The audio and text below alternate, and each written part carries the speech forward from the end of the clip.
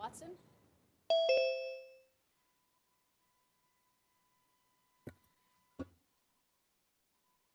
Our eternal Father in heaven, we come before thee as a body of citizens and representatives for this community and express our gratitude unto thee for thy many blessings. We're grateful for this beautiful area that we live in. We're grateful for the moisture that has fallen to replenish the nourishment in our vegetation. We are grateful for those who live and work here and who desire to make this a better place. And in that regard, we ask thy guidance to be with us in this meeting, that the things that we discuss will be in accordance to thy wisdom and guidance, and that will be for the betterment of our community and for all. We are mindful of those who may be suffering, those who have lost loved ones, others due to this virus. We ask thy comfort to be with each of them. We ask thy guidance to be with our militaries and those others who serve in our forces and fire departments and other emergency services. Watch over and protect them and their families. Now again, we thank thee for the blessings we enjoy, and we ask for continued blessings of moisture, if it be thy will. Do these things humbly in the name of thy Son, Jesus Christ. Amen. How can you tell if mute is on, Elizabeth? Thank you, Councilor Watson.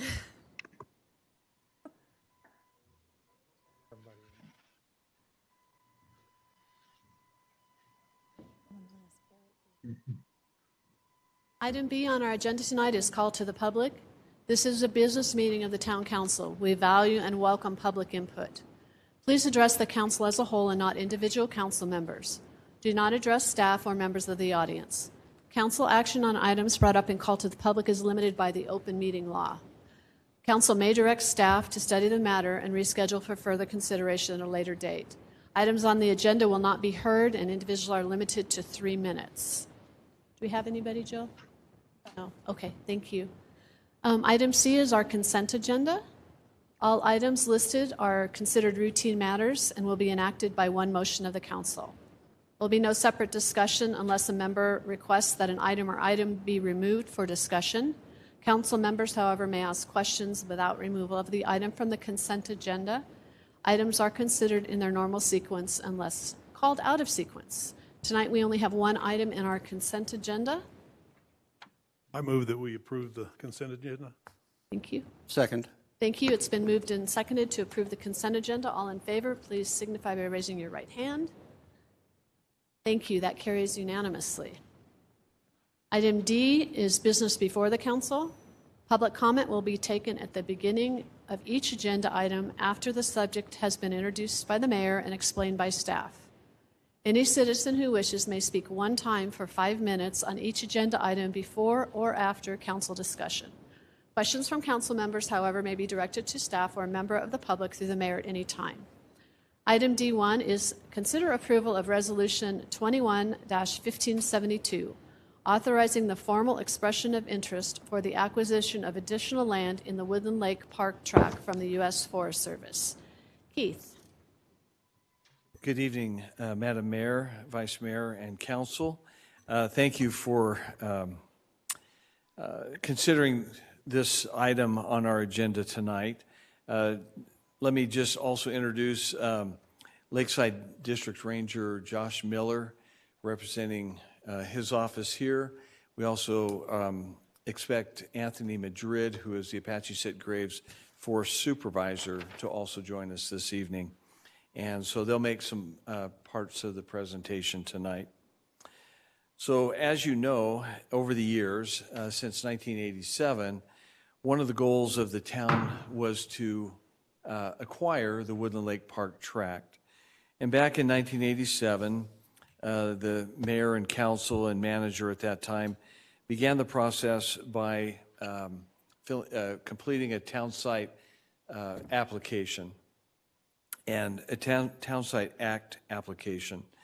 And they began the process. There was appraisals that were done over the years. The appraisals came in quite high. And so it became a difficult, it became a challenge to be able to purchase and acquire the Woodland Lake Park tract.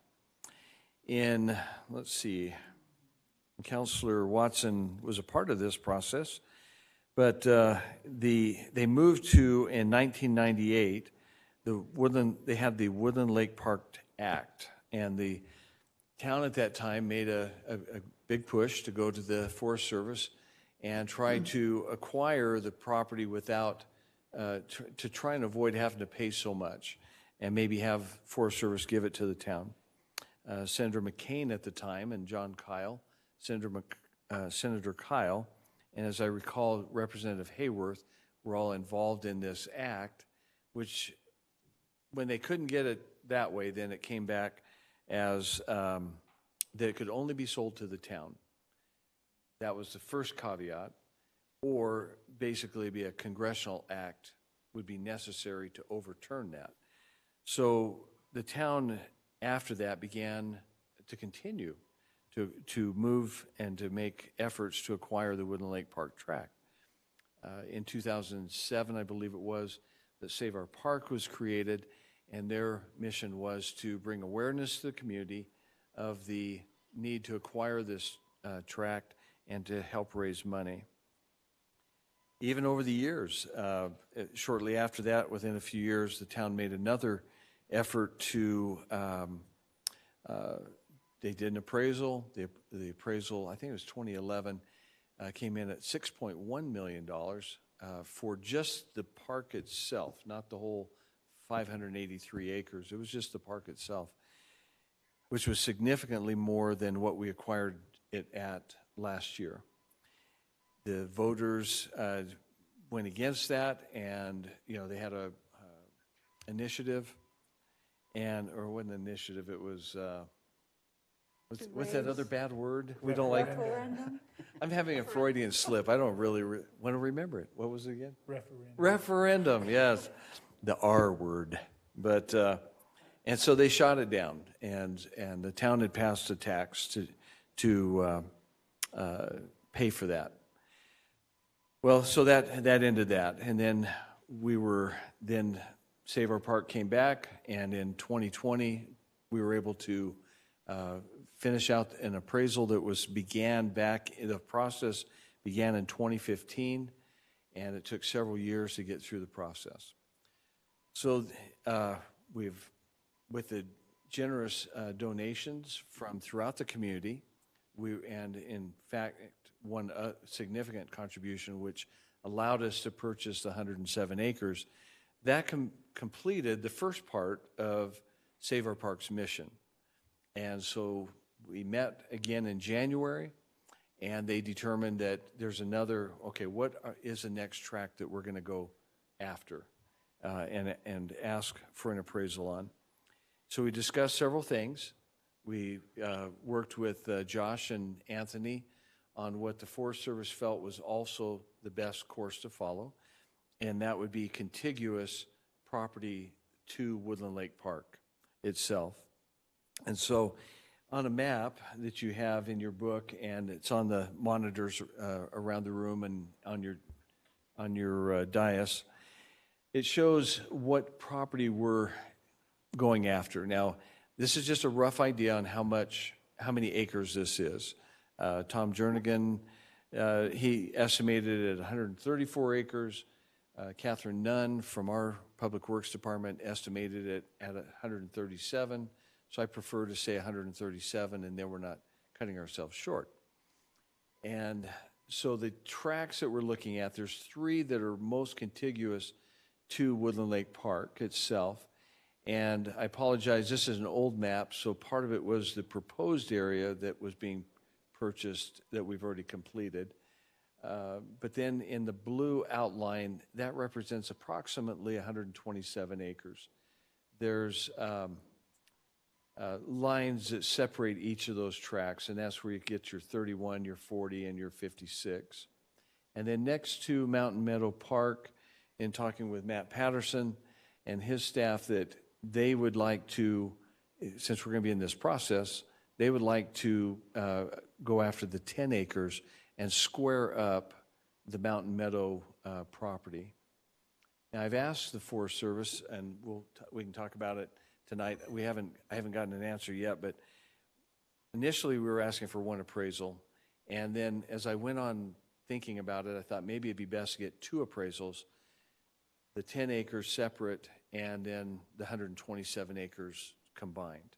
Just in case we ran into any hitches or anything, the 10 acres is something that we can use now. We're trying to create, we're working with the Forest Service to do a NEPA and other paperwork to do about a 100-foot wide swath from Mountain Meadow Park into the tract itself to connect up to the trail system there. This would enable us to, in the future, be able to have high school mountain biking events and things like that that would need to be on those trails, or that would be held on those trails within the Woodland Lake Park tract. So if we acquire that, then we don't have to finish that process, and then we can also add other things like more Frisbee disc golf courses and other things. So it opens up a lot of possibilities for us. So those are the two tracks that we're looking at as part of this entire Woodland Lake Park tract. We do recognize that it's hard to determine future development of this whole tract. The town has talked over the years about the possibility of 40, 50 acres up in the upper north corner that's called the Walnut Creek Node as being a great site for economic development, maybe a resort. You know, several documents I've read through from over the years have indicated that. And so a resort, high-end hotel, and other shopping and connecting pedestrian walkways along the White Mountain Boulevard would lend itself to helping the town to establish a greater market for tourism, and it would support that. But we're not going after that right now. That's a future. If we can find a developer that would be interested in that, then we'll go back to the Forest Service and begin that discussion also. Now, as part of our conversations, and this is what Anthony and Josh will talk about, is that, you know, it's been brought up before that, you know, as we take on additional lands, forest lands, it comes at a cost, okay? So Save Our Park can raise money and to help us buy it. They've also talked about, as they raise money, to dedicate a portion of what's raised towards future maintenance costs. There's also been others that have indicated that maybe in their states they would give a significant amount of money to the town to help pay for maintenance of the park itself, and maybe it could be used on the tract. So to that end, yes, there could be future costs to maintain thinning or burning, prescribed burns and things like that. So what Anthony's and Josh are going to talk to is what their plans are in the meantime to address that future prescribed burns and possible thinning and maybe some bark beetle treatment and stuff like that. So that's my story, and I'm sticking to it. But, you know, this whole thing has been a dream of the town for, gosh, what would it be, 36 years, no, more than that, since 84, 37, 38 years, to be able to acquire this. And the Woodland Lake Park, it's a vital, integral part of our community. And the trail system through this whole tract is also heavily used, and it has potential for development. There could be portions of it that could see development for homes and things like that. But we would have to balance all that. And if any of those properties were ever sold by the town to a developer, that monies would be turned around and put back into the funds to acquire additional acreage. So, but we don't really have any plans to that end. I just kind of throw that out there in case anybody's wondering about that. Let's see. I think that's about all I can think of right now. Would you Thank like to have Josh and Actually, Anthony? we have one citizen who'd like to speak first. Okay. And so I will invite Carla Bowen to come up and speak. You can take your mask off up here so we can hear you well, please. I almost raised my hand when you said all in favor. Would have been a Freudian slip. I think everybody knows how I feel about taking on any additional land for the town. So I'm going to try to go through this as quickly as I can. I want to give you just a little bit of an economics information tonight. In 1980, it took 1,276 hours to buy an SUV. In 2018, it took 2,300 hours. In the 80s, we had 19% interest trying to sell homes, and the government got involved, and the only way we were selling property then was to do what we call wraps.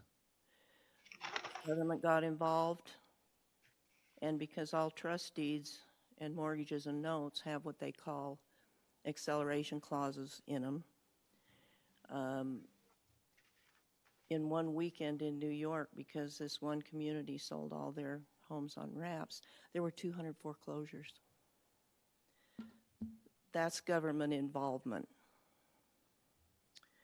In the 90s, remember we had the dot-com bust, and everybody was devastated then. And we also had a real estate bubble then as well.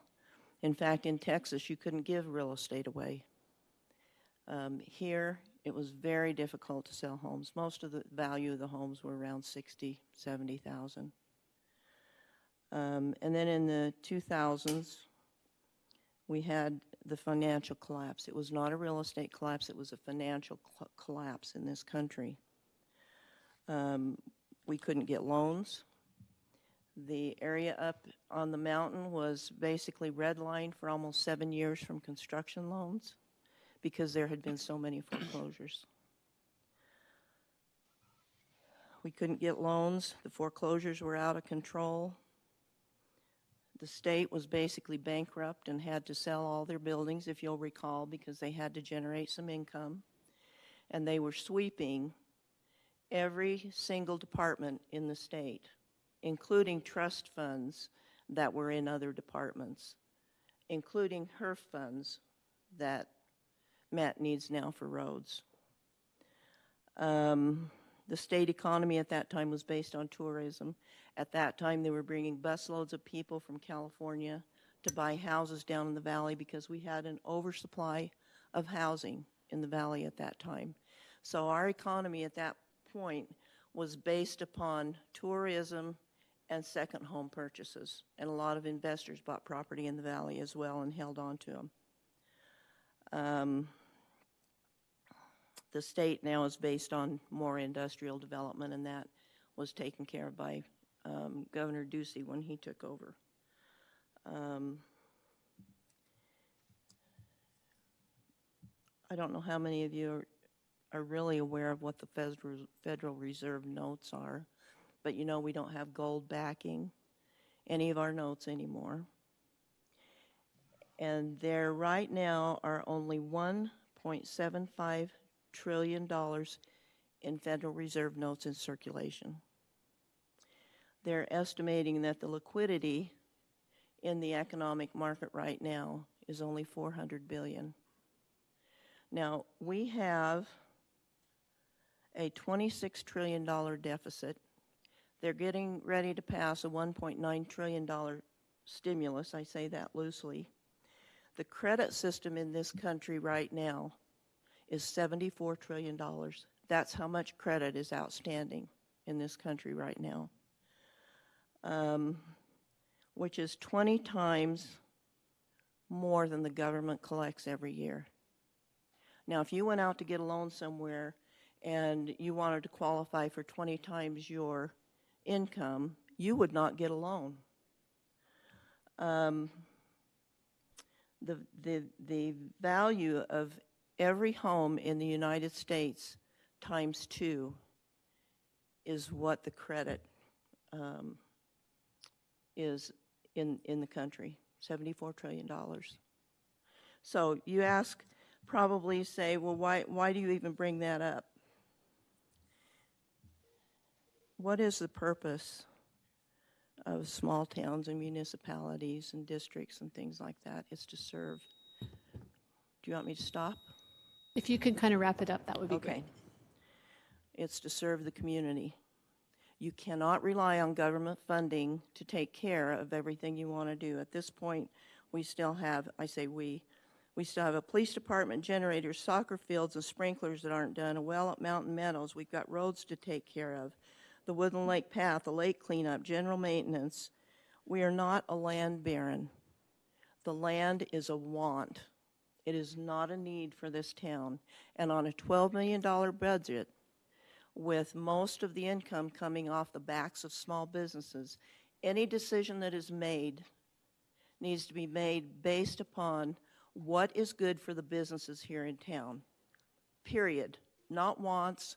We're going to see a collapse of the financial markets again, and I'm just wondering who's going to get laid off because the town is not going to have the income. So I miss you guys. Thank you. We miss you as well. Thank you for your comments. We appreciate your interest. I would like to ask Anthony and Josh if you'd like to come up and kind of tell us what your plans are in the interim. Should we eventually be able to purchase this? Should we pass this? If you're going to do maintenance, come on up. Thank you very much for both of you for being here. Good evening. My name is Josh Miller. I'm the district ranger here in Lakeside with the Forest Service. Good evening.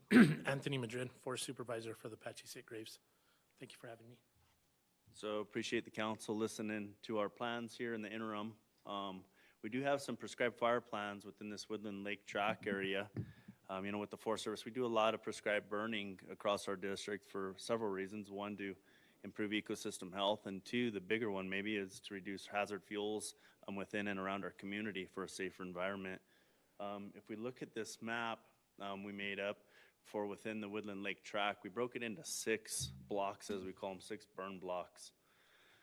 These are due to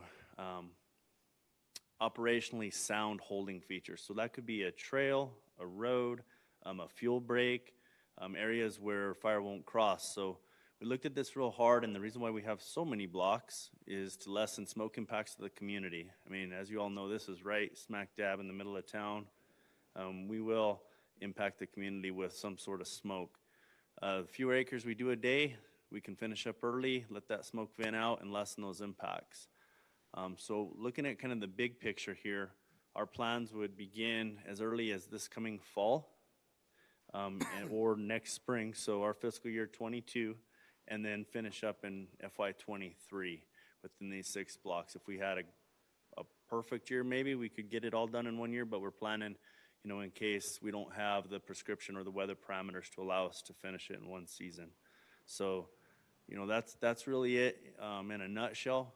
This fall, next spring, we'd like to start in this if things align, and finishing up in FY 2023, those 6 blocks. And with that, we sent in some, we call them prep parameters or prescriptions.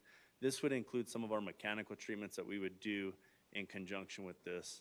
For the most part, that's going to be fairly light mechanical treatments by hand. What that would include is removing some of the, we call them ladder fuels, the fuels on the ground that would bring the fire up into the crowns and promote ground fire. Some of the heavier logs right along some of these control features, along these blocks, that sort of thing. So fairly minimal mechanical treatments planned at this time, focusing in on the bigger picture for prescribed fire. And that's all I have at this. Quick question for you, Josh. Is this you going to go in sequence, or are these just numbered for convenience? Yes, in sequence. In sequence. So typically when we're trying to do prescribed fire in the southwest, we'll start in that northeast corner and work into the wind to the southwest. Creates that that buffer on that northeast corner. It's typically easier and safer to hold for our fire folks. Hey, and Keith, you had asked about the appraisal. I got your email yesterday, so I did reach out to the regional office. My contact was out sick today, so I don't have an answer for you today, but we'll be back in touch here pretty Okay. quick. And that doesn't change resolution or anything. We don't need to know today if we can do this in two. That's kind of more of a procedural thing for us to follow afterwards. So part of what Josh and Anthony are showing us tonight is that they're going to be doing some work in there that would normally fall to the town if we own that. And so the area's been thinned in the past too, and so with this prescribed burning and the other treatments that they're going to do, it will keep, at least for the future, costs down, at least for the near future, costs down for the town to maintain it. Now, obviously, just as we just, it was at the last meeting or 2 meetings ago, where we approved the bark beetle grant that came through the Forest Service, and we can work with also Pinetop Fire has offered to come in on future work to help thin or do other work in there, and also to apply for grants to help pay for that work. So, we're not asking, asking the council to approve purchasing this at this time. We're just asking for you to consider asking for an appraisal at this time as part of the process. Okay, Josh, in an ideal world, how frequently would you want to go in and do this kind of work? Ideally, historically the fire regime in Ponderosa Pine is every 7 to 12 years. So ideally, you would look probably in this area within 10 to 12 years, roughly. You'd want to go back in for some sort of re-maintenance. Thank you. Councilor Watson.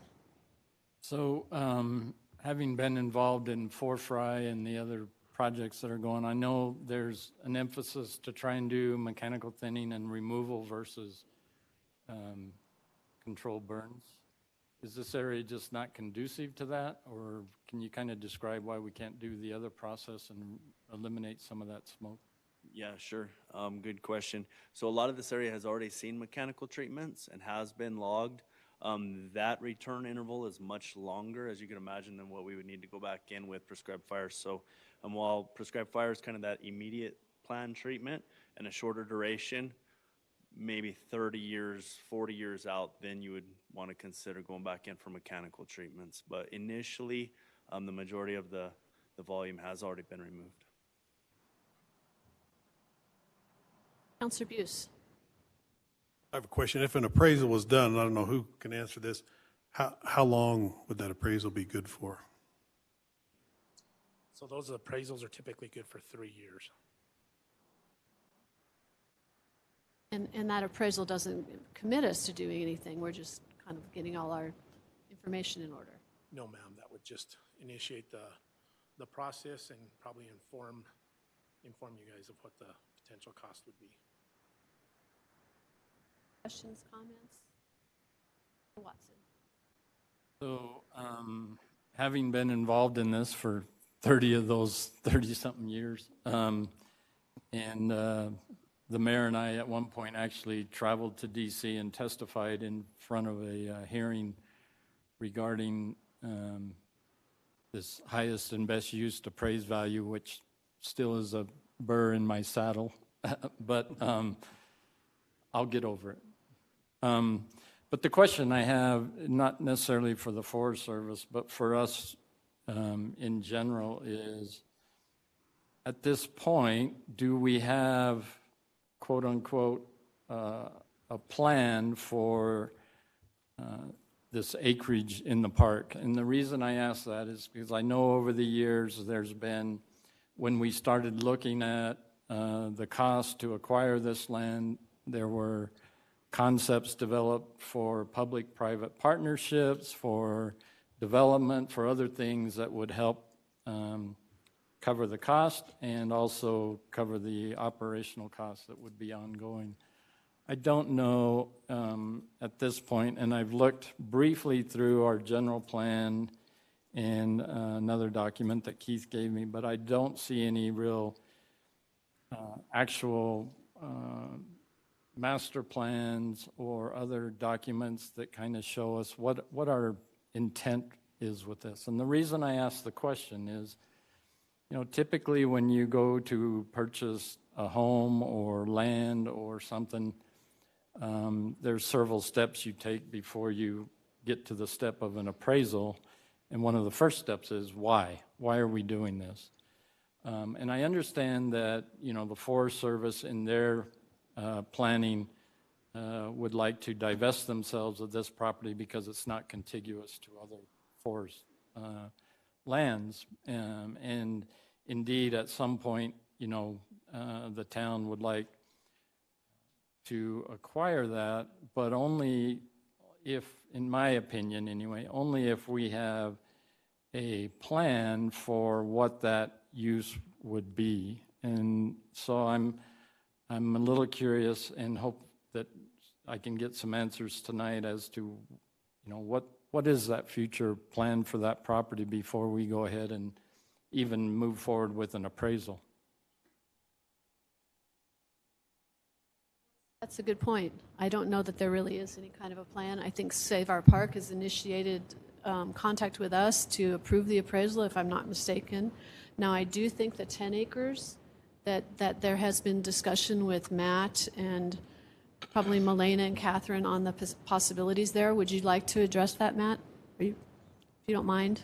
Sorry to put you on the spot.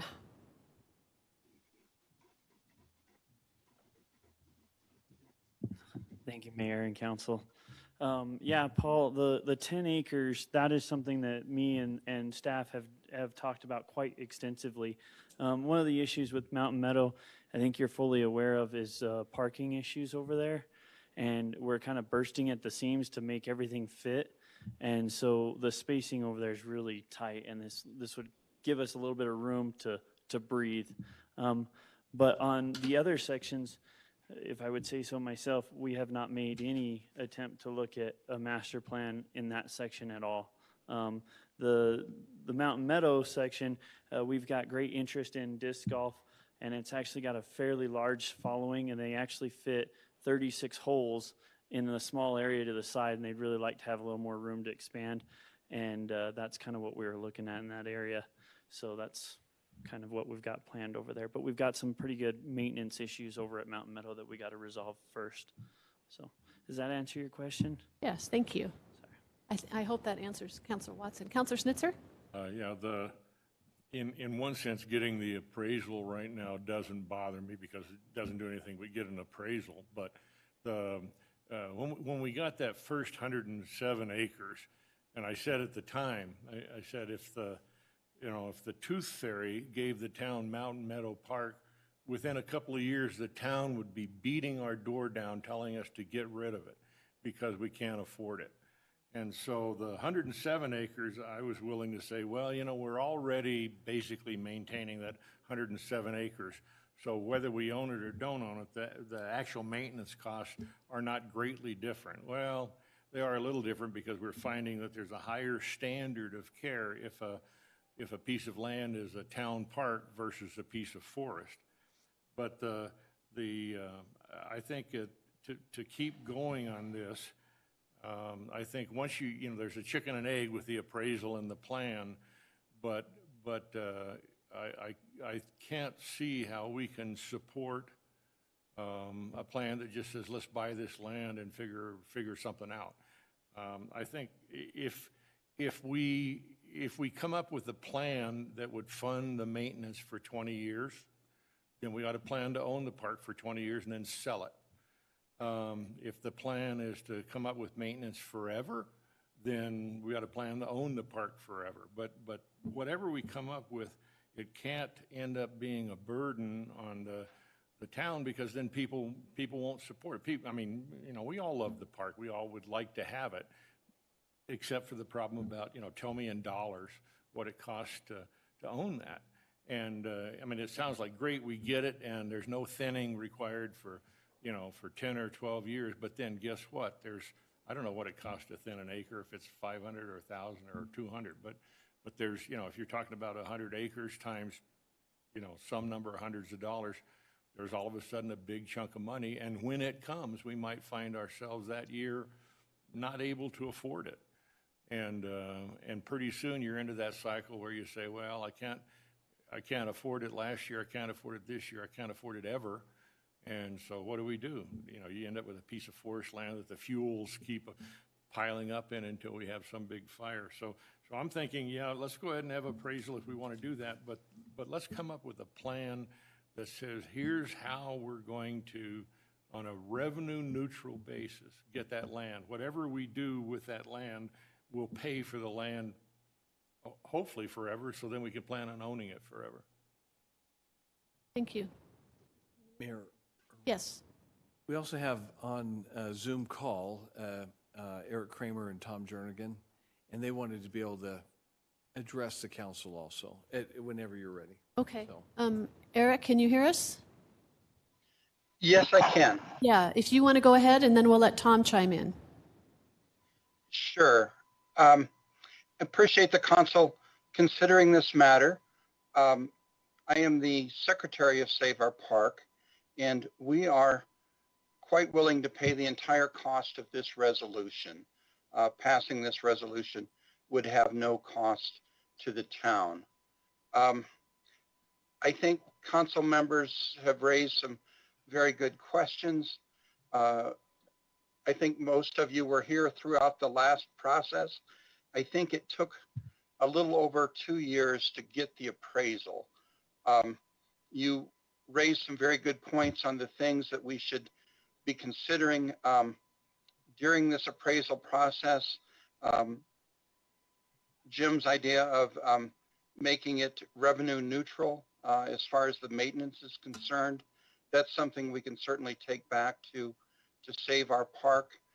Just a few things I wanted to mention to you about the property. Looking at the map, there are about 40 homeowners who would join this parcel, and they have lived for the last 40 years thinking that their property backs up on Woodland Lake Park, and this would kind of make good on that these 40 homeowners would be protected, would be a very good thing for the council to do.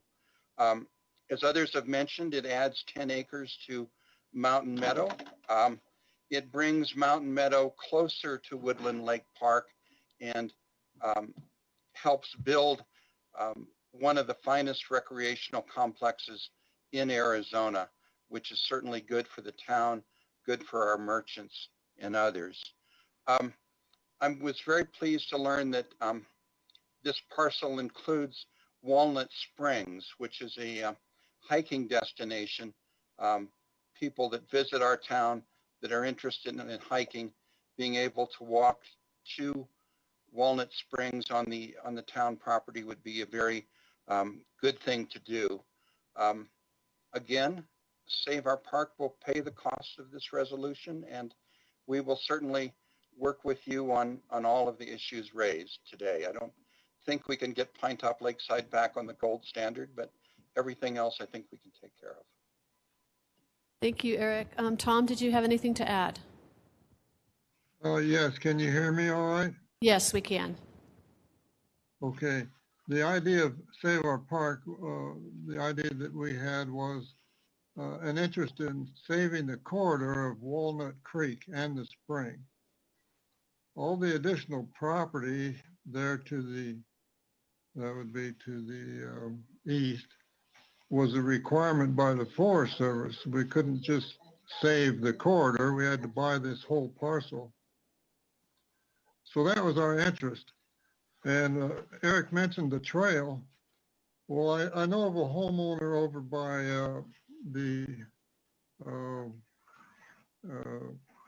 lower on the creek there, adjacent to the creek, who found out that that new development has barred their entry to the creek, which they used to have. And I'm afraid that sometime in the future, if this was developed, entry along the creek could be barred in a similar manner. So that's the incentive Save Our Park had in trying to buy this additional property. That's all. Thank you, Tom. Any other comments, questions? Maybe just one more Sure, go comment. right ahead. So, just to be clear, from my perspective, I'm not opposed to allowing the Save Our Park Committee and the efforts that they've made to proceed with the appraisal, and in particular because it sounds like that's a process that takes a while through the Forest Service anyway. But I would personally, just for myself, want to make sure that it's understood that if I do vote in favor of proceeding with the appraisal, it is not a vote in favor of necessarily the town acquiring and owning in perpetuity those lands until we can develop some master plans and look at what are the future needs of this community. I appreciate the points that Carla made about the community and the economics of our country in general. And truly, those economics apply to the town of Pinetop-Lakeside as well. So just to be clear, my vote in support of appraisal is not necessarily a vote in support of the town owning all this land in the future. Thank you. I think some of those same concerns were actually even raised when we were making the decision to purchase the 107 acres, to accept that donation and go ahead with that one. I think that we were all a little bit concerned with our maintenance costs, and at that point in time, we have been doing the maintenance primarily there anyway, so we felt that that was not a huge risk. But I do agree with your points that it doesn't necessarily mean we are committed to purchasing all of these acres here. It would just give us an idea and give Save Our Park some opportunity to raise the funds and help us all come up with a plan for that. I think that's really important. So, anything else? Vice Mayor? Just one thing, yeah, I'm also wearing two hats, council hat and Save Our Park hat. And I believe that Councilor Watson and Snitzer have brought up good points. I think we do need to make sure that everybody understands why Save Our Park thinks it's a good idea to continue purchasing the rest of the park beyond 107 acres. And I think that it needs to be shown what those reasons are and that why it would be good for the town to do that. Or opposite, maybe it wouldn't be good for the town to do it. But I think we need to talk about those things, ask the hard questions. Thank you. Thank you. Anything else? Entertain a motion then? Yes, I'll make a motion. Councilor Creedbaum? Yes, I'll make the motion. I move to approve Resolution 21-1572, authorizing the formal expression of interest in considering the acquisition of additional land in the Woodland Lake Park tract from the U.S. Forest Service and requesting initiation of a formal appraisal of approximately 137 acres. Second? Second. Thank you. It's been moved and seconded to approve resolution number 21-1572. If all those in favor, please signify by raising your right hand. Thank you. That carries unanimously. Anthony, Josh, thank you for coming tonight. We look forward to working with you on the appraisal process and look forward to seeing the progress on the prescribed burns over there. Make us all safer. Anyway, thank you. Item D2 tonight is a presentation and consider accepting the town's comprehensive annual financial report, the CAFR, as well as the annual expenditure and limitation report, AELR, for the year ending June 30th, 2020, prepared by Hinton Burdick CPAs and advisors. Kevin. Yes. Good evening, Mayor, Vice Mayor, and Council. Tonight we have, as the Mayor said, our presentation of our audit for the fiscal year ended June 30th of 2020 And followed by that will be the annual expenditure limitation report. You have all the documents in your packet, but additionally on your desktop, there's a PowerPoint presentation. We have Crimson Singleton, who was our lead auditor. She's a senior manager with the firm of Hinton Burdick, and she's going to make the presentation on the CAFA report. And then after that's done, if Crimson doesn't speak to it, I'll speak to the annual expenditure limitation report. Thank you, Crimson. You're there on the phone with us? Yeah, can you hear me okay? We sure can. Thanks for joining us tonight. Great, you're welcome. Thanks for having me. As Kevin mentioned, I performed the fiscal year 20 audit, and we've on the slide they've been provided, we've got a few things that we thought we'd go over. So the first, if you go to slide number 2, the audit report. As part of our audit, we issue a few reports that are included within the financial statements. There's the independent auditor's report, and that's on pages 1 through 3 in the financial statements. And we are happy to report there's an unmodified, or in other words, a clean opinion, meaning the financial statements are materially correct. And then there's also a report on compliance and internal controls over financial reporting. And we aren't required to test controls, but we do gain an understanding of internal controls. And if there's any matters that come to our attention, then we report those as either a material weakness or significant deficiency. And there was no material weaknesses, but one significant deficiency. And I'll cover that in a minute. And then we also issue a state compliance report,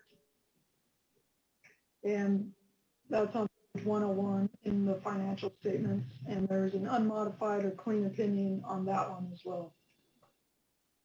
So then if you go to slide 3, this is our findings and recommendations that covers the details of the deficiencies I noted on the previous page. The significant deficiency, and this is one that's been there for a few years, it's year-end accounting. And overall, Kevin does a great job on getting things right. Just with turnover and in the finance staff, sometimes there's a few entries that we end up posting, just getting things cleaned a little bit at the end of the year. So that's what that finding there is the few audit adjustments that we had to make during our audit procedures. And then for the state compliance findings, we didn't have any this year, which is great. There were a couple of them last year, but those were cleared up. So I'll pause for a second on that. Are there any questions on any of those so far? No questions at this time. All right. So that's kind of the report. And then if you go to slide number 4, there's I'll just go into some financial highlights. So this slide 4 is the government-wide financial highlights. And the total net position or equity of the town was almost $4 million at the end of June 30th, 2020. And over time, increases or decreases in net position are an indicator of whether the health of the town is improving or deteriorating. And in fiscal year 2020, that increased by $2.5 million.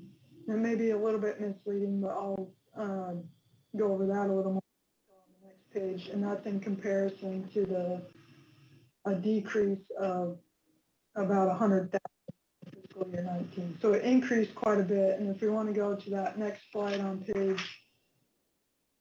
slide 5, this is a snapshot of kind of what makes up the increase and decrease, that 2.5 million increase.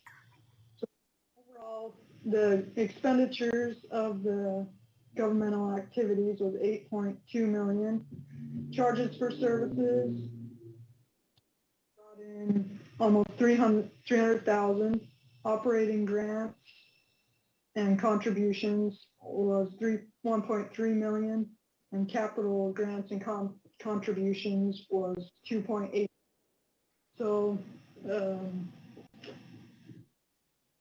overall, a lot of the reason for that increase in the fund balance is because of that capital contributions. There's the park donation, and then also some grant monies that were received that were expended on capital assets.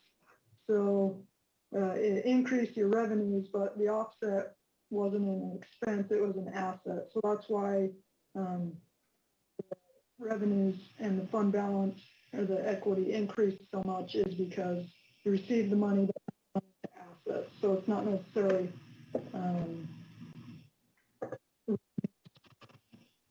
so that's why a lot of the increase in the fund balance and net position is from that increase in revenues there. So, and then if you go down to business type activities, the solid waste had 161,000 in expenses, and it brought in charges for services of 88,000. So that was a decrease of our net loss of 73,000. And then if you go down below in the transfer section down in there's 100,000 that was transferred to the solid waste fund to cover the operations of the solid waste fund. So overall, the net position was positive, but it was subsidized a little bit by transfers in from the general fund. And then general revenues with taxes and all the taxes, those were 6.3 million. So overall, the net position, as I mentioned earlier, increased from 2.5 million to almost 4 million. And then, so that was government-wide. And then if you go to slide number 6, the capital assets, the governmental capital assets increased by 2.9 million. The additions were 3.6 million. Depreciation was almost 700,000. And then the proprietary capital assets increased 13,000. The were 26,000, and that was offset by depreciation of 1,000. And then some of the significant capital assets during the year was 1.6 million in the Woodland Park, the Billy Creek Bridge construction in progress, about 800,000, 820,000. The Johnson Bridge sidewalks and curbing project was finished. It was total about 543,000, and about 450,000 of that was added in fiscal year 20. And then there was the Juniper Lane infrastructure improvements of 282,000, and several equipment and vehicles purchases was 306,000. So then if you go to the next slide 7, the long-term debt, the total governmental long-term debt, and this is just the debt. It's excluding the net pension liability and accrued compensated absences. It was 2.3 million at the end of the year. The government long-term debt decreased by a net of almost 200,000 due to just scheduled debt service payments that was made. There was no new debt incurred during fiscal year 20. And then the other major liability of the town is the net pension liability and the related other post-employment benefits for Arizona State Retirement and public safety, and that was almost 8.6 million.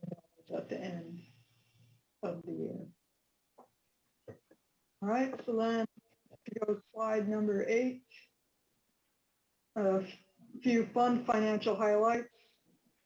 In the general fund, the fund balance increased from 482,000 to almost 700,000. None of that fund balance is restricted, and the general fund reported revenues in excess of expenditures, not including transfers, of 559,000, and then there were transfers out of almost $345,000. And on page 68 of the financial statements is the budget and actual schedule for the general fund. And there you'll see that actual revenues in the general fund were less than final budget by 113,000, and actual expenditures were budgeted by 775,000. So then if you go to slide number 9, fund financial highlights continued there. The grants fund, I wanted to mention that one here. The grants fund had 1.4 million in revenues and 1.5 million in expenditures, and a lot of the activity that went on in that fund that was larger projects that aren't normally the normal recurring grant fund activity. There was the Billy Creek pedestrian bridge, the Johnson Drive project, and 3 police vehicles that were added during the year with some grant and contribution revenue there to fund those projects. So then if you go to slide number 10, we'll go through a few most of the slides remaining are now just some trends broken down by some of the funds. We'll start with the general fund. The general fund, this is the balance sheet figures, and in the funds, it's on the modified accrual basis, so the activity here doesn't reflect long-term debt or capital assets. So the assets in the general fund were about $1 million, and they increased slightly. The liabilities are 324,000, and the ending fund balance was almost 700,000 in the general fund. And if you go to slide 11, that's the cash trend. As you can see, it dipped a little bit in 2019 with all the projects you had going on, but then it bumped back up a little bit to 639,000 in fiscal year 20 for the cash. And there's no restrictions on any of that cash. It's all unrestricted. And then if you go to slide number 12, this is the revenue and expenditure trend. So the general fund over time, it's generally expected to break even or maybe have a little bit excess in revenues for a little bit of a cushion. But over the years, that top line is the revenue. Over the last 5 years, the revenue have exceeded the expenditures, and that expenditure, those expenditures are excluding transfers. So some of that excess revenue can be used to support other activities and other funds. But the total revenue at the end of fiscal year 20 was 5.2 million, and the total expenditures, not including transfers, is 4.6 million. And then the general fund did have some transfers of about 345,000 to some other funds to support other funds.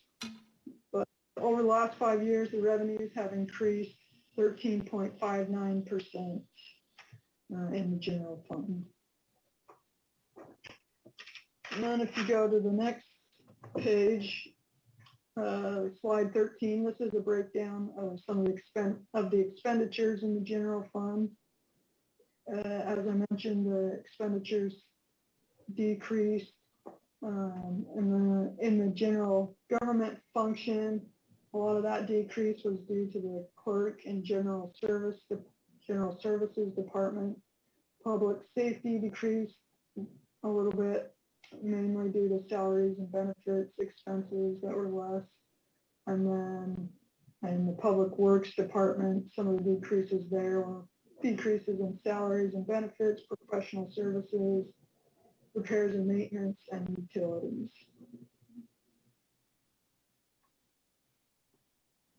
And then if you go to slide 14, that's the sales tax revenue. And as you're aware, this in 17, effective December 1, 2017 was when the sales tax rates increased. So that's a big reason for the big jump you're seeing there. And from 2019 to 20, it was fairly constant. It did go down slightly. And then if you go to slide 15, these are the top line there is the auto lieu tax, the middle line, the state sales taxes, and then the bottom line is the urban revenue sharing. You can see the trends there. They have just remained fairly constant with slight increases each year. And then if you go to slide 16, that's all of the sales tax and all of those revenues combined. You can see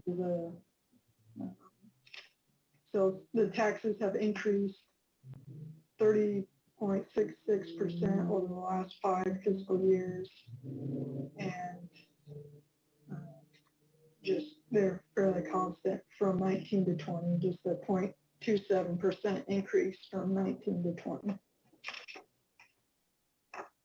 And if you go to slide 17, this is the highway user fund. The total revenues is the blue line, expenditures the pink line. They've typically been pretty constant or similar. In 2019, revenues were up a little bit, but then in 2020, the expenditures exceeded revenues, but that's common to fluctuate a little bit as you save up some money and sometimes you'll spend it on bigger projects in a year. The increase in revenues, some of that increase from 19 to 20 is about a $200,000 increase from the House Bill 2748 that allocated some additional state road funds to the town. So that's some of the increases, and then the revenues have been increasing a little bit each year from the new sales taxes in FY18 as well that were allocated for street projects. So then if you go to slide 18, you can see the cash has kind of fluctuated a little bit. It went up 19, but then was decreased in 20 as you utilized some of those funds for the road projects in 2020. So there's 130,000 in cash in the highway user revenue fund at the end of the fiscal year. And then slide number 19, this is the capital projects fund. Typically, the way this fund has been utilized, the revenues and expenses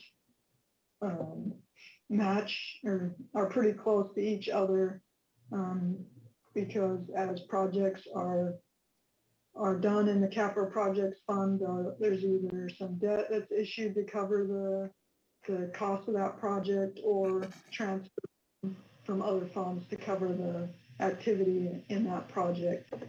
So in 2020, some of the revenues in this fund were transfers of $530,000, and then there's also the donation for the park of $1.6 million, which made up the revenues in the fund for that for fiscal year 20. And then 6 Woodland Park purchase. There was also the Mountain Meadows Park and equipment purchases and some debt payments that were made for some leases that occurred in that fund for the year. So overall, there was about 2.1 million in revenues and expenses in the fund for the year. And then if you go to slide 20, this is the cash balance. Typically, it remains close to zero as funds are transferred in on an as-needed basis, and there hasn't been too much that's been accumulated in this fund. It's just been transferred in as needed. Then if you go to slide 21, this is the Recreation and Tourism Fund. In fiscal year 20, the fund reported net revenues of $73,000. In the past, this fund was sometimes subsidized by transfers from the general fund, but with the increase in tax revenues, there hasn't been a need for transfers into this fund for the last few years. So you can see that the revenues have been increasing a little bit each year, and the expenditures have been less than the revenues. So if you go to the next slide, 22, you'll see that the cash balances have been accumulating a little bit, and that fiscal year 20, there's about $470,000 in cash in the fund. All right, and if you go to slide 23, this is the Development Impact Fee Fund. And it spiked up a little bit for expenditures. That's the pink line there. Due to capital outlay for multi-use court. There haven't been a lot of significant activity in the fund the last few years. Other than that, in 2017, the revenues in the Development Impact Fee were $90,000, and expenditures were $57,000, which is mainly for a development fee study and the steel building for the police department. So and if you go to slide 24, you'll see the cash trend in the fund. It's been increasing a little bit each year to where there's 182,000 in that fund at the end of fiscal year 20. And then if you go to slide 25, this is a snapshot of all the fund balances.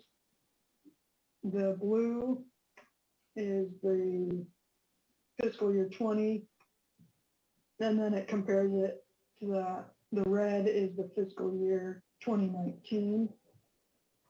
You can see the general fund increased a little bit, and the GFOA recommends, and the GFOA Government Finance Office, it's a state or a federal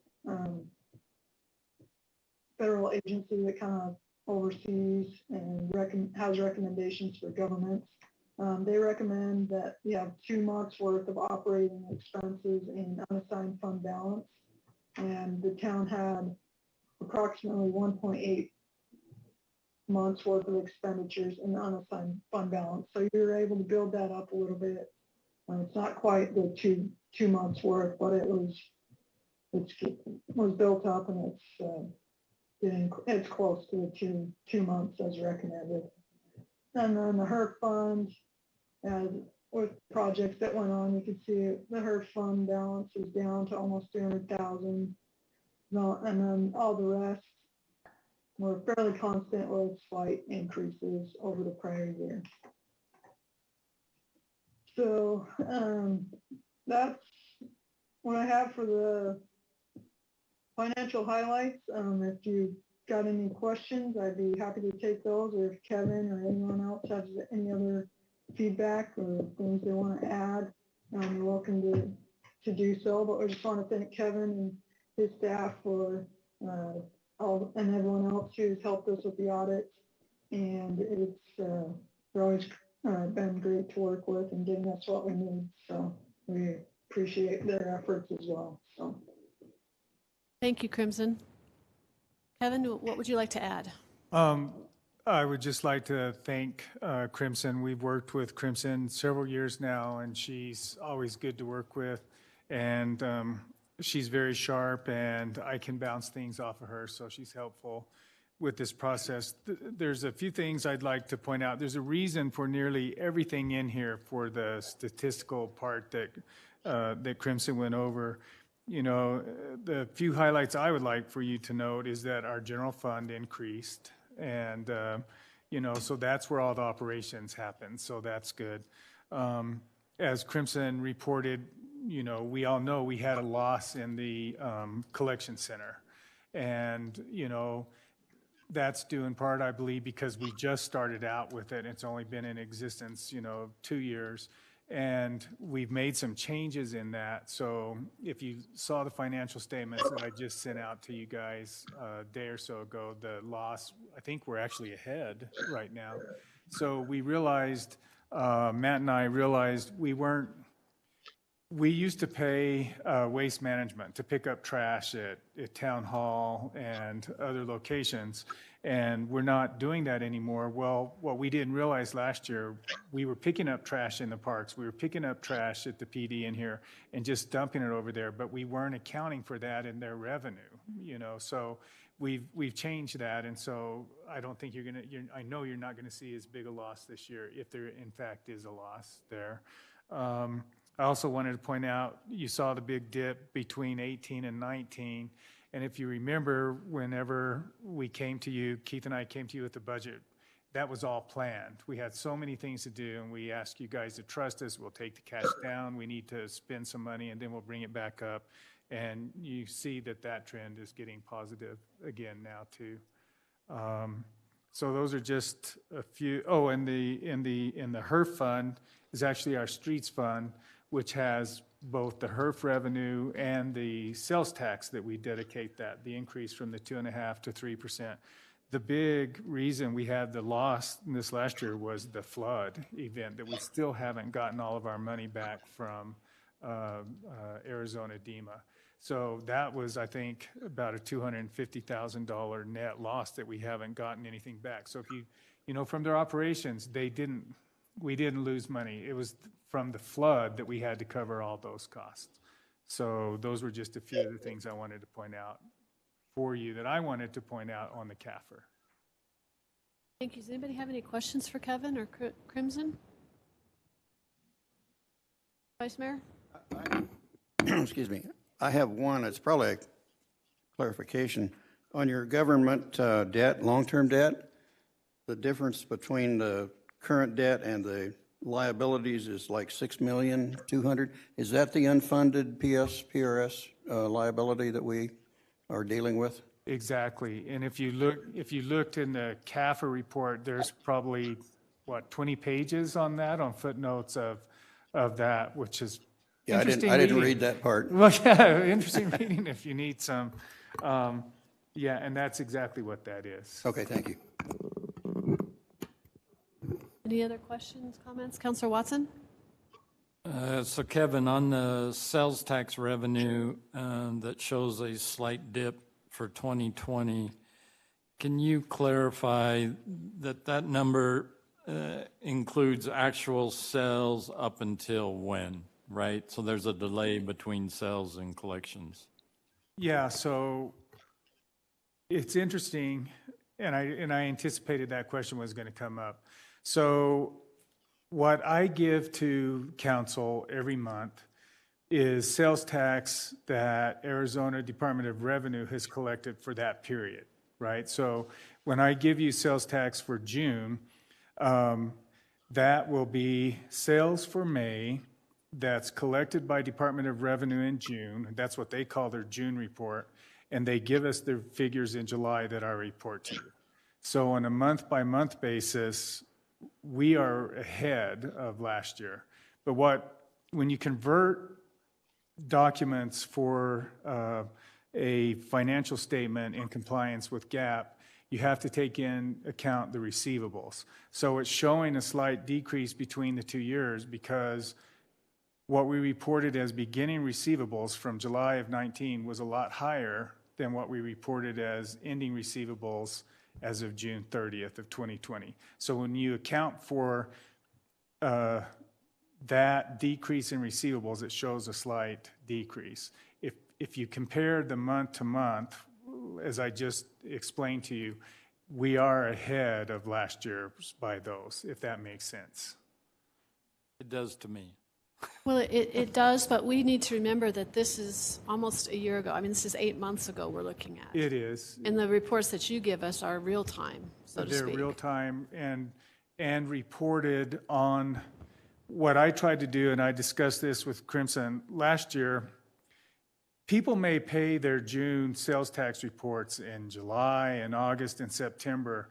Well, we could go on forever and we could include all that as accounts receivable, because when I get those reports, I get distributions weekly from the Department of Revenue, and they'll tell me on there, I might get one in September. This is for June sales reported in September.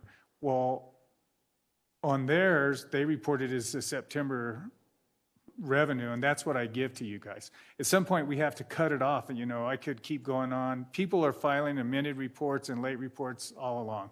So last year, I had a lot more receivables in there. Some of them went to August and September, and I talked about it with Crimson. I decided, no, that's not what we should be doing.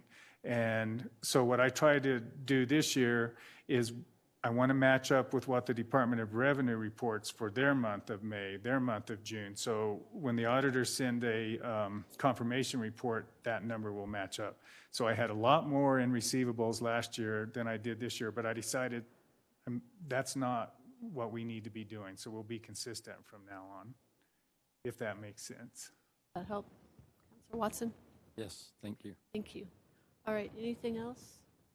Any other questions, comments?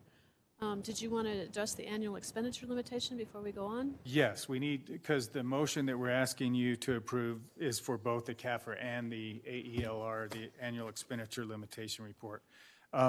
Crimson, did you want me to speak to that, or did you want to, or? Either way, I didn't prepare too much on that, but I guess bottom line, you were under your limit with the home rule was approved, and so that a little bit, I think, and gave you some breathing room there. So that's, if there's any other details you want to cover, Kevin, go for it. Okay.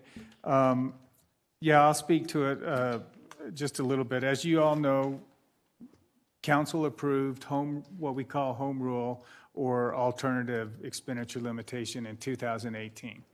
So when you did that, it raised the dollar amount of what we're limited to.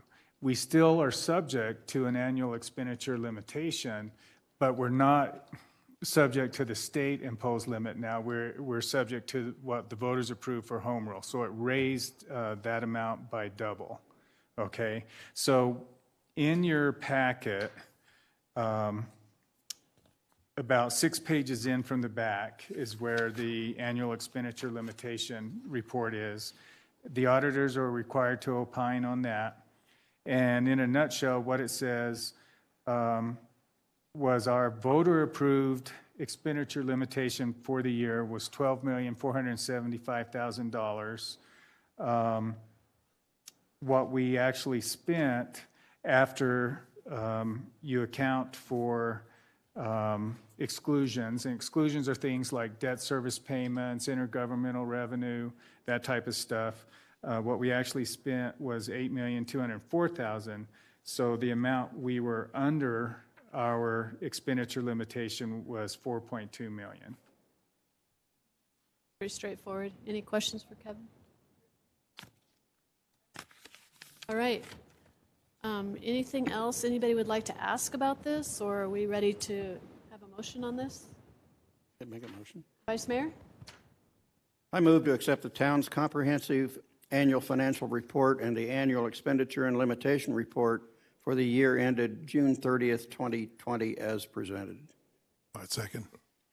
Thank you. It's been moved and seconded to to accept the town's CAFR and annual expenditure limitation report. Is there any further discussion? All those in favor, please signify by raising your right hand. Thank you. That carries unanimously. Crimson, thank you again for all your work on this, and we appreciate you taking your time tonight to explain these things to us. Anything else, Kevin? Yep. Okay. All right. Thank you.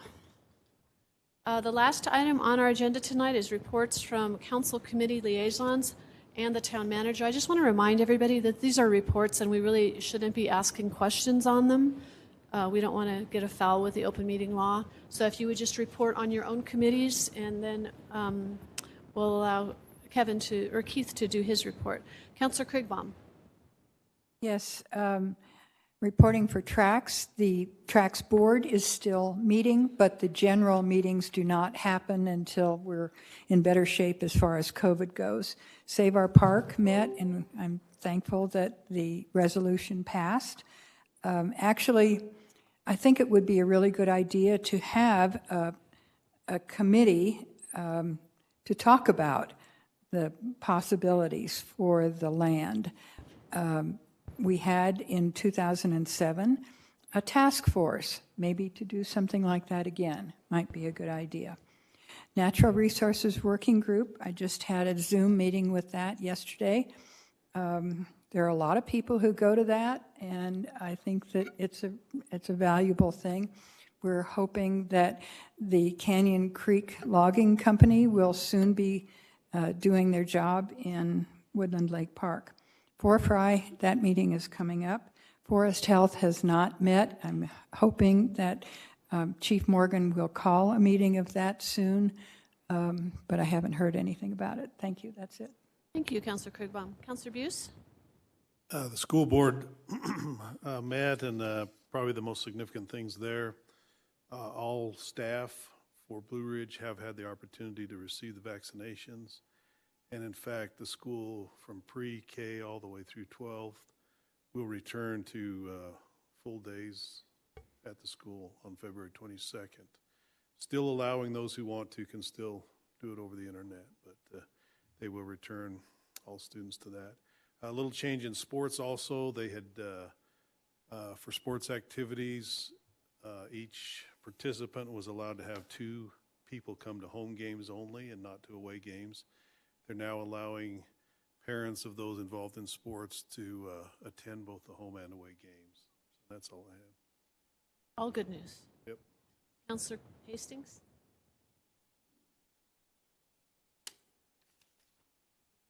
Today on Facebook, there's an announcement that concerns the senior center. McDonald's in Walmart is closing, but a gift to us from McDonald's is quite extraordinary. They are giving us their tables, their chairs, their booths, their long benches. We just need to pick it up from McDonald's. It was quite a nice surprise and an example of the work that our director is doing and the board in securing items for the senior center. I'm going to give you a quick rundown of pluses, and I have a terrible minus to report. In the pluses, on February 6th, on a Saturday, we had Recovery Works. That's a group of men in recovery from alcoholism, drugs, prison experiences. They came to the center with their leader and their advisor, and they put together our new project, which is Food for Families. This is giving to all those in need, not just seniors. It's using a portion of a $5,000 grant we have acquired, and in that grant, we've spent $1,800 for 2 freezers. We do have a United Food contract, which will supply food for us. We also had a woman come in the center, a former volunteer down in the valley. She's very excited about the food bank and volunteered 2 days a week to run it, supervisor, and a volunteer, non-paid. We lost 2 days snowbound. However, we continue to grow in outside takeout meals delivery. Our inside group is still very small, 10 or 15, instead of 35 or 50. However, our stats are up, and the program for takeout is working very well. The Late Bloomers, quote, was founded by 4 founders utilizing recovery works for the startup and the building of 4 raised beds for gardening. That's planned for not only flowers, but fresh vegetables for them and perhaps for the center. A memorial garden is planned and an outdoor furnishing, which is coming from Walmart. It's going to be really nice. The stats beginning in April show that we're going to run 6 Saturday meetings at the thrift shop. We're going to be doing our popular barbecue, ice cream, sodas, milkshakes, that kind of thing for a reasonable amount. We're going to have the thrift store doing special programs and purchases and sales. And this month, we received a machine for credit cards. We were very reluctant on the board. It's the $300 investment, and everyone questioned whether people coming into the thrift store carry credit cards. I'm happy to tell you that the $300 we made in a week, and it's a very popular source, and it was given to us by a donor. The minus part of my report is very difficult. Our cook, who has been with the center for a long time, has chosen retirement. She gave us 2 weeks' notice. We are in the process of interviewing a number of, so far, all gentlemen who have the proper credentials. I hope that the next report I give, the minus is turned to a plus, and we have a new cook on board, and we'll continue to grow in the senior center. Thank you, Councilor Hastings. Vice Mayor?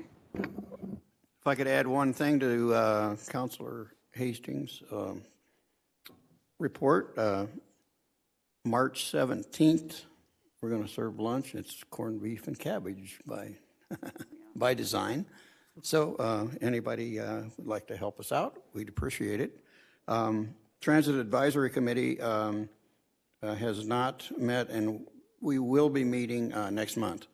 We're trying to decide if we're going to do it virtually or in person, but it may be a kind of an option for people is what we're going to try to do. We do believe that the COVID-19 credits that we're getting from the state will continue and will hold us through probably August or September. So through the fiscal year at least, and we weren't too sure last year if that would hold, but it looks like it will. And I'll have more for you after that meeting when we can really look at the numbers. Congratulations on the McDonald's furniture. That's all I have. Thank you. Thank you. Councilor Watson, do you have any updates for us?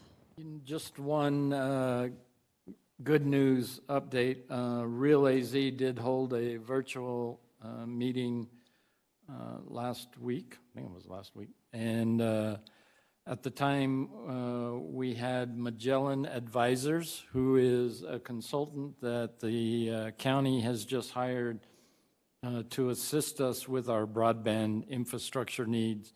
Magellan is somewhat unique, at least in my opinion, in that they have engineering and grant writing in-house. So they don't just present you with a plan, they actually execute from A to Z to implementation of the actual broadband infrastructure. And so we are looking forward to working with them first to gather information on what currently exists in the county and then what are the needs, and then to identify the engineering and plans so that we have shovel-ready projects, which is what our federal funding partners require. And so in my opinion, a big step forward to us moving the needle on getting our broadband infrastructure improved throughout the region. That's it. Good news. Thank you. Councilor Snitzer. Okay, I've just got a couple. The Nature Center is still open on very reduced winter hours, Monday, Wednesday, Friday, 10 to 2. I encourage everybody to just stop by and check out the store. We just got in some sweatshirts and some other, Nature Center identified items. Plus, there's some kind of unique things for sale. We're looking at our activities. We're still trying to thread the needle with the COVID, so we're not really sure yet what's going to happen. Tentatively, we're planning on having the spring carnival which is Memorial Day weekend. A lot depends on what the CDC guidelines are at that time. So we're kind of holding the date open, but not knowing exactly how it'll look till we're closer to it. We're about to release the check for the first half of a device called a digitarium. I talked about it. It's a digital planetarium. So we're going to make a 50% down payment within a day or two. And then it's $80,000 total, so $40,000 down payment. And then it'll show up within a few weeks after that, and we'll pay for the rest of it. And it'll be an amazing piece of equipment. We just have to find out how to use it. And I say that because it's a very complicated piece of equipment, but it has an unbelievable opportunity for programs that we can offer and share. It'll be a different kind of a program than we normally give, but it's instead of a room full of 100 people, it'll be a planetarium probably with 20 people in it and a more intimate setting, but we have enormous flexibility in the kind of programs we can present. And then the Rainbow Lake Coalition, not a lot has been happening. The lake is gradually filling. There are gates to be repaired at Rainbow Lake and Woodland Lake, and between the Save Our Park people and the Rainbow Lake Coalition, we've promised $5,000 to the irrigation company for each gate. We're just waiting on them to tell us, hey, release the funds. Haven't heard anything back yet. And then there's just continuing horrendous problems with the litigation costs, and that's ongoing. And the irrigation company is nobody knows where this is going to end. They're just running out of money. There isn't enough money to pay these endless legal bills. So stay tuned. Nobody knows what's going to happen. Thank you, Councilor Snitzer. I'd like to report that the Humane Society currently has their no-show furball fundraiser going on. April 6th is Arizona Gives Day, and that's a big fundraising day where people go online and make a donation to the Humane Society. They are going ahead with planning for Happy Tales this year, which will be August 28th at the Orchard. They're really going to be in need of these funds this year. Last year they had some angel benefactors, and I don't know that that's going to come through. So they're really hopeful that by the end of August we'll be able to have that gathering at the Orchard. The MIAC committee has gotten back to meetings again. They are working on comfort kits, and these will be given to the counselors at Blue Ridge School District to help children who have had some kind of traumatic event in their lives. They're looking for donations of coloring books, crayons, stuffed animals, blankets. We had a community member donate, probably a dozen crocheted blankets that are absolutely beautiful. And these will be assembled, and a letter will be given to each of the affected students from anonymously, just saying, we're sorry, we understand you're having some difficulties right now, but please know that people are thinking about you, and just a very generic letter.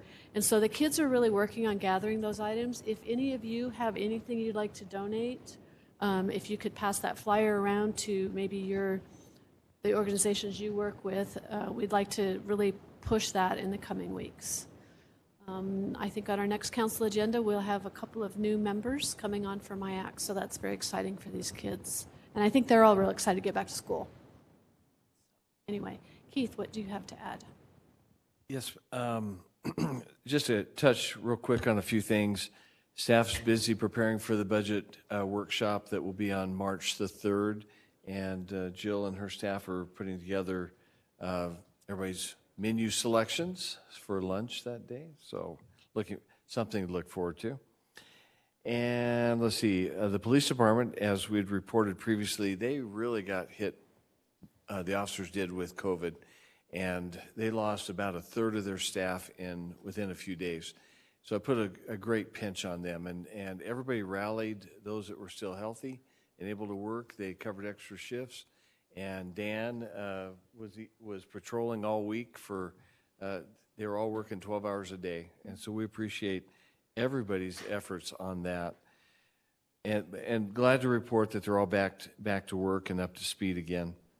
You know, one of the things that, even though they make it back, they're not contagious anymore, there are still lasting effects for some of them with coughs and things like that. And so we appreciate their getting back into the trenches again as quickly as they did.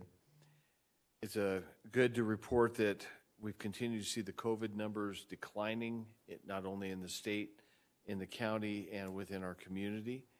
I think it was probably a month and a half or more ago that on any given day, we had 600 plus households with COVID cases.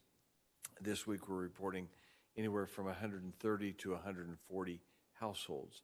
So it is coming down.